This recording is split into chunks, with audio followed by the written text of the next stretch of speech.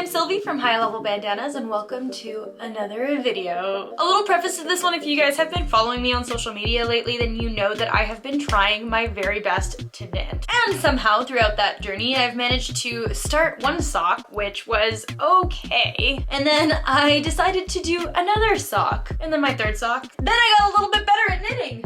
I went to try and redo the toe. I did it correctly this time, except it's like half the size of the other one. I will remain on the one sock journey for a very, very long time. And this brings me into this video, which is that I have learned quite a bit along the way as a crocheter, and I wanted to give you guys the tips that are now working for me, which is how to hold my yarn, how to wrap my yarn around, because there is a right or wrong way, which is apparently how I was twisting my stitches, how to untwist your stitches, and a few other things here and there. And on another really exciting note, I got to work with Lantern Moon. They have sent me this beautiful set. This is called the Heirloom set. It's all interchangeable needles. So this comes with 10 needle sets and 3 cables. Look at them.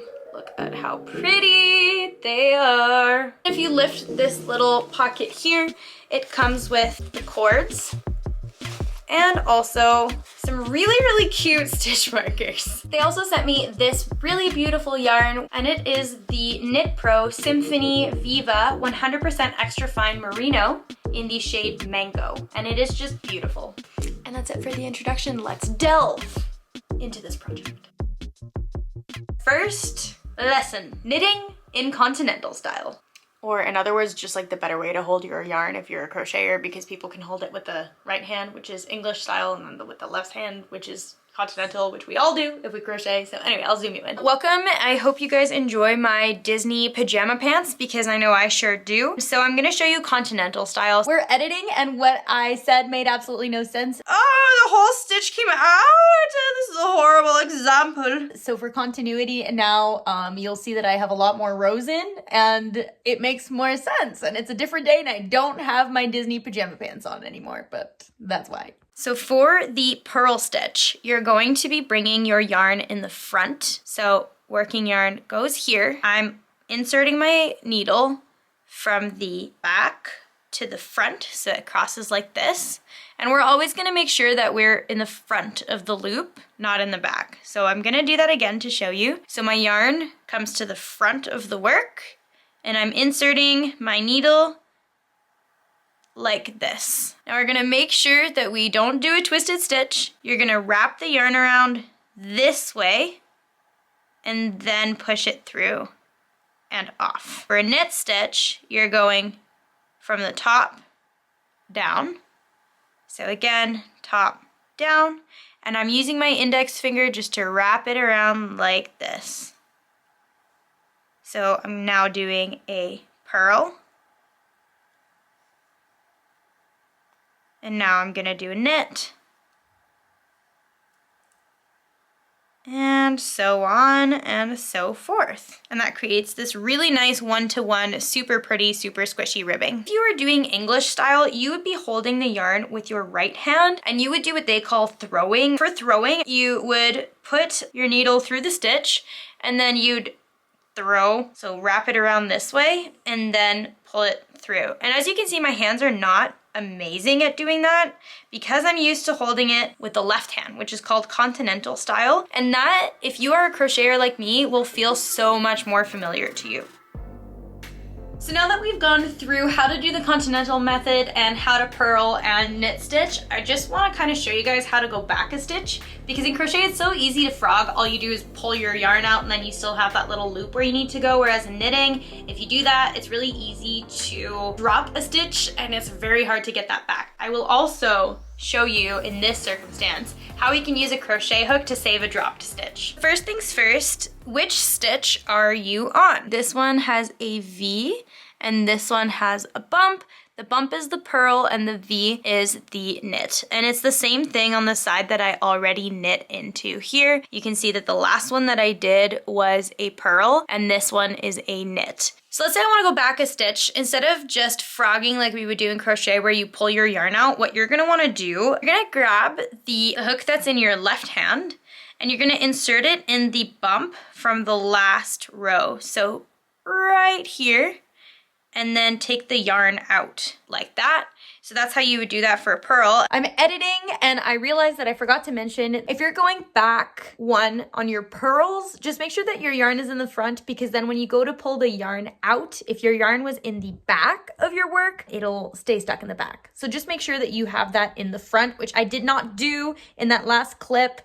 So make sure that you put your yarn in the front if you are undoing a pearl. For the knit stitch, you can sort of see it in here. It kind of looks like a ladder, but I'll show you the same thing. So I'm gonna insert my hook through that stitch and then pull my yarn out like that. And this part is what I was talking about when I intruded 5 seconds ago. You kind of saw my yarn got stuck back there, and that's because I didn't have it in the front when I pulled my pearl out. But I did want to leave that clip in there just to show you guys what it looks like when you don't do that, because I think it's a good learning moment. So let's say this one that I just pulled out here, I drop it like that.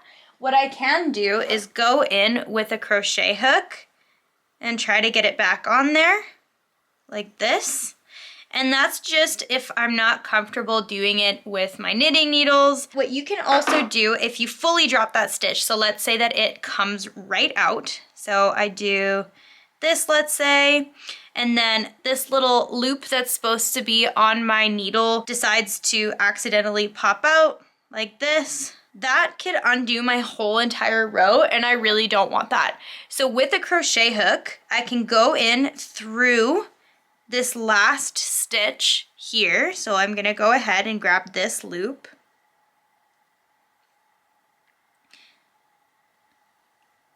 Like so.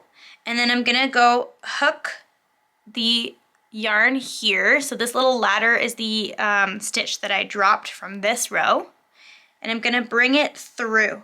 And that creates my knit stitch that I can then put back onto this needle.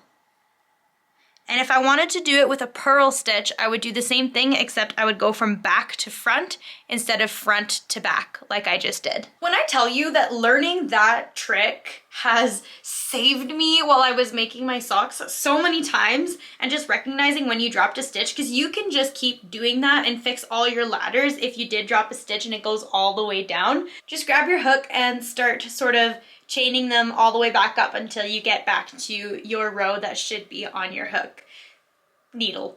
If you are delving into socks, by the way, I strongly recommend doing the magic loop method instead of doing this, which you could kind of see the cable is just the exact size that the sock is, and this makes it so hard. You're kind of always doing this like a little gremlin. Now, I'm not going to touch specifically on that today because we're not knitting socks, but it was just a parallel that I feel like if you're going to venture into socks like I did, definitely keep that in mind.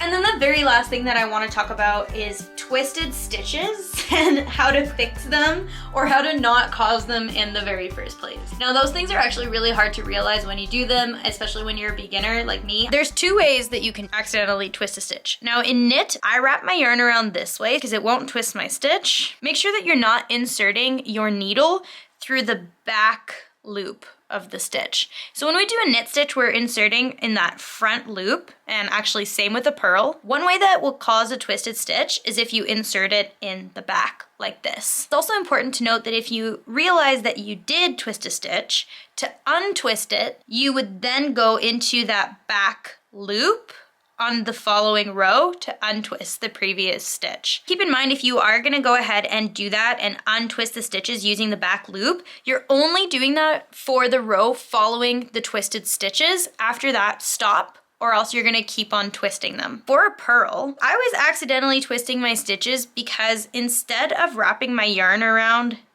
like this, like I showed you guys earlier, I was wrapping my yarn around by going here and then just simply, kind of like I would in crochet, leaving this strand of yarn in front of my needle and pulling it through like this.